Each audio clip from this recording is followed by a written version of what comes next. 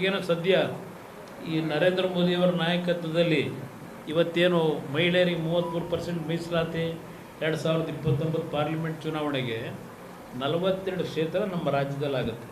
ಲೋಕಸಭೆಗೆ 42ರಲ್ಲಿ 33% ಹೆಣ್ಣು ಮಕ್ಕಳಿಗೆ ಅವಕಾಶ ಇದೆ.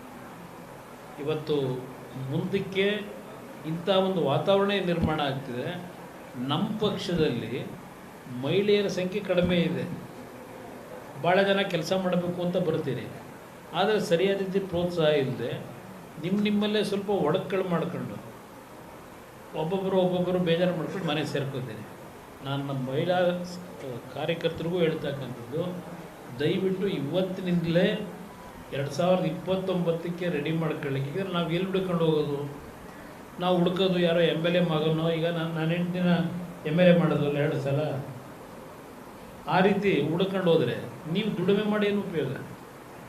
ಮಹಿಳೆಯರಿಗೆ ಅವಕಾಶ ಇವತ್ತೇನು ದೊರಕ್ತಾ ಇದೆ. 116 ಏನೋ MLA ಕಾನ್ಸ್ಟಿಟ್ಯೂನ್ಸಿ ಬರ್ತದೆ ನಿಮಗೆ ಕರ್ನಾಟಕದಲ್ಲಿ. ಅವತ್ತು ನೀವು ಮಹಿಳೆಯರನ್ನ ಟಿಕೆಟ್ ಕೊಡಬೇಕಾದ್ರೆ ಹುಡುಕಾಡಬೇಕು. ಆ ಪರಿಸ್ಥಿತಿ ಇತ್ತು. ಈಗ ಡಿಮ್ಯಾಂಡ್ ಇಲ್ಲ, ನಿಮಗೆ ಮಾತಾಡ್ಸಲ್ಲ ಯಾರನ್ನೂ. ಆ ಪರಿಸ್ಥಿತಿ ಬಂದ ಮೇಲೆ ರಿಸರ್ವೇಷನ್ನು ನಾವು ನಿಮ್ಮ ಮನೆಗೆ ಬಂದು ಕೈಕಾಲು ಕಟ್ಟಬೇಕು.